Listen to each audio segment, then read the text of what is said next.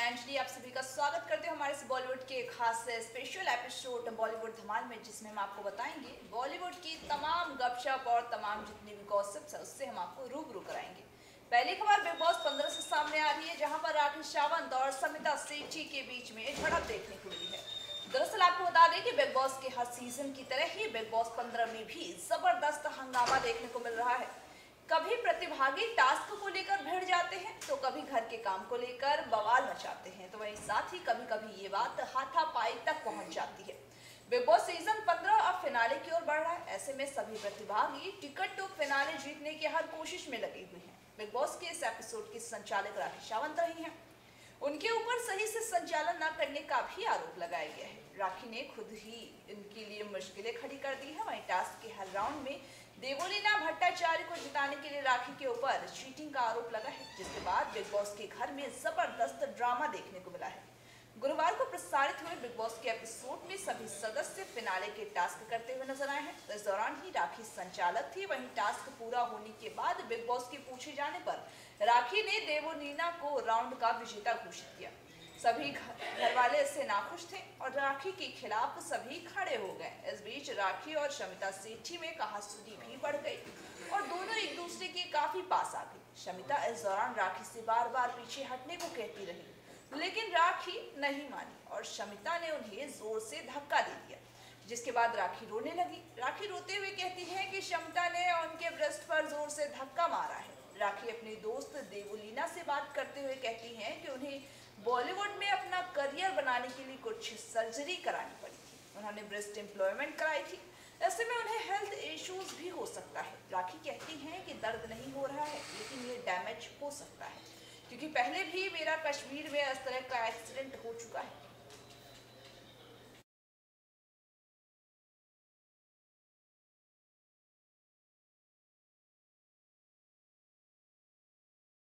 अगली खबर रणबीर कपूर के फिल्म 83 से जुड़ी हुई है, जहां पर 83 ने खूब धमाल मचा रखा है। दरअसल आपको बता दें कि बीते 2 साल से कोरोना से लड़कर गुजरने के बाद 3 पीढ़ियों में से एक पीढ़ी ऐसी भी है जिसने रेडियो के आसपास झुंड बना करके क्रिकेट की कमेंट्री सुनी है।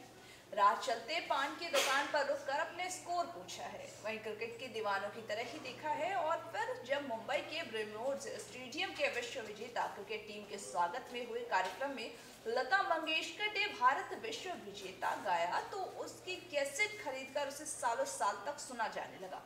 वह पीढ़ी है जिसने अपनी किशोरावस्था में न तो मोबाइल देखी थी, न सोशल मीडिया और न ही इंटरनेट, न तो न्यूज चैनल था उस समय में। तब समाचार मतलब आकाशवाणी या फिर अखबार, टेलीविजन मतलब दूरदर्शन और एक शहर से दूसरे शहर बात करने के लिए ट्रंक कॉल की बुकिंग कराई जाती थी। तो वही फिल्म 83 उस दौर की कहानी है। तब भारत भी क्रिकेट बस खेलता था। क्रिकेट खेलता हुआ भारत उस समय उनको टेलीस्कोप के तहत ही देखना था। वहीं साथ ही जीतना भारत की आदत में शुमार थी। क्रिकेट टीम के तमाम खिलाड़ियों ने 1983 वर्ल्ड कप जाने का प्लान भी इसी तरह से बनाया था और वापसी की टिकट फाइनल से ही पहले ही बुक कर रखी थी। कुछ तो यहीं से अमेरिका घूमने की तैयारी के लिए निकल गए। फिल्म 83 क्रिकेट की अनिश्चितताओं की जीत है। ऐसे में जो फिल्म 83 है रणबीर कपूर का, वो काफी धमाल मचाता हुआ बॉक्स ऑफिस पर नजर आ रहा है।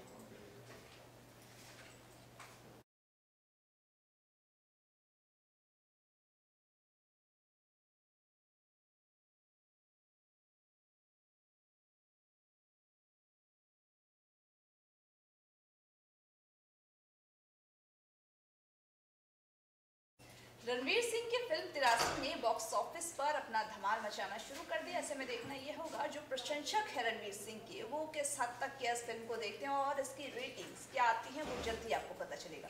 ऐसे में अगली खबर हम बताने जा रहे हैं सुष्मिता सेन से जुड़ी हुई, जहां पर उनका ब्रेकअप के बाद उनकी एक पोस्ट वायरल हुई है। दरअसल आपको बता दें कि सुष्मिता सेन का ब्रेकअप हो चुका है। वहीं इसके बाद ही उन्होंने एक पोस्ट साझा किया है। अभिनेत्री सुष्मिता सेन ने गुरुवार को सोशल मीडिया पर रोहमन शॉल से ब्रेकअप का ऐलान कर दिया है और अब सुष्मिता सेन ब्रेकअप के बाद पहली पोस्ट की है उन्होंने, जिसमें उन्होंने लिखा है कि शांति खूबसूरत होती है। सुष्मिता ने अपनी जो तस्वीर साझा की है उसमें उनका साइड प्रोफाइल भी नजर आ रहा है और उनकी नजरें झुकी हुई, बालों से उनका आधा चेहरा ढका हुआ है। सुष्मिता की इस तस्वीर पर फैंस जमकर प्यार लुटाते हुए नजर आ रहे हैं। वहीं बीते रोज सुष्मिता ने इंस्टाग्राम पर रोहमन के साथ अपनी तस्वीर भी शेयर की थी और लिखा था कि हमारे दोस्त के रूप में शुरुआत की थी और हम दोस्त बने रहेंगे। रिलेशनशिप खत्म हो गया है लेकिन प्यार बना रहेगा। वहीं अभिनेत्री ने 2018 में रोहमन को डेट करना शुरू किया था। दोनों लिव इन में रहते थे लेकिन कुछ समय पहले ही रोहमन ने सुष्मिता का घर छोड़ दिया, जिससे कि कयास ये भी लगाए जा रहे हैं कि दोनों के बीच सब कुछ ठीक नहीं है। तो वहीं सुष्मिता के बाद अब रोहमन ने भी उनके इस पोस्ट को फिर से शेयर करते हुए अपने अलग होने की पुष्टि भी कर दी है। खैर, दोनों का ब्रेकअप किस वजह से हुआ इसकी जानकारी अभी तक नहीं मिल पाई है।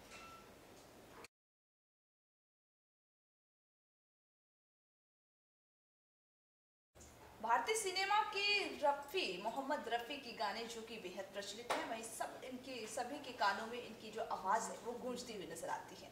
सबके सब इनकी आवाज़ की, इनकी मखमली आवाज़ की तारीफ करते हुए नजर आते हैं। मखमली आवाज़ के बादशाह और भारतीय सिनेमा के सदाबहार गायक मोहम्मद रफ़ी की आज जयंती है। उनका जन्म 24 दिसंबर 1924 को हुआ था। रफ़ी साहब ने प्रेम, दुख, देशभक्ति, भजन और बाल गीत लगभग हर मिजाज के ही गाने को गाए हैं। वहीं उन्हें शहंशाह-ए-तरन्नुम भी कहा जाता है। रफ़ी साहब बहुत कम बोलने वालों में से हैं, जरूरत से ज्यादा विनम्र और मीठे भी इंसान थे। वहीं साथ ही रफ़ी साहब ने अपने गांव में फकीर के गानों की नकल करते करते गाना सीखा और वक्त एक ऐसा भी आया था जब वो देश के सबसे ज्यादा सुने जाने वाले गायकों में से एक बन गए थे। लेकिन क्या आप जानते हैं कि रफ़ी साहब ने हज से लौट करके गाना छोड़ दिया था। जब मोहम्मद रफ़ी अपने करियर के शिखर पर थे तो उन्होंने मौलवियों के कहने पर फिल्मों में गाना भी बंद कर दिया था। वे लौट कर आए तो उनसे कुछ लोगों ने कहा कि अब आप हाजी हो गए हैं, इसीलिए अब आपको गाना बजाना सब बंद कर देना चाहिए।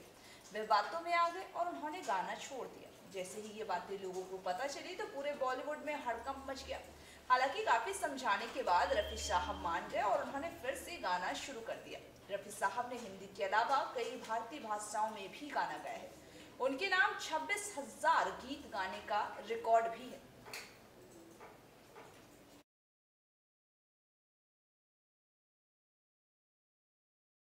के सेतु माधवन का 90 वर्ष की उम्र में निधन हो गया है। आपको बता दें कि के सेतु माधवन जो कि बेहद ही अच्छे फिल्मकार माने जाते हैं, लंबे समय से वो उम्र संबंधी बीमारियों से पीड़ित थे। उनके निधन पर दक्षिण भारतीय कलाकारों ने भी शोक व्यक्त किया है।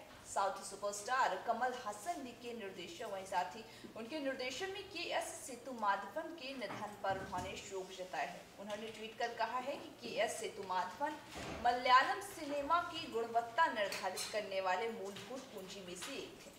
उन्हें उनकी कलात्मक उपलब्धियों के लिए हमेशा याद किया जाएगा और उन्हें नमन भी किया जाएगा। मलयालम के अलावा ही उन्होंने तमिल, तेलुगु और हिंदी फिल्मों में भी निर्देशन किया है। सिनेमा में योगदान के लिए केरल सरकार ने 2010 से उन्हें केरल फिल्म जगत के सर्वोच्च सम्मान जैसे डेनियल पुरस्कार से भी उन्हें नवाजा था।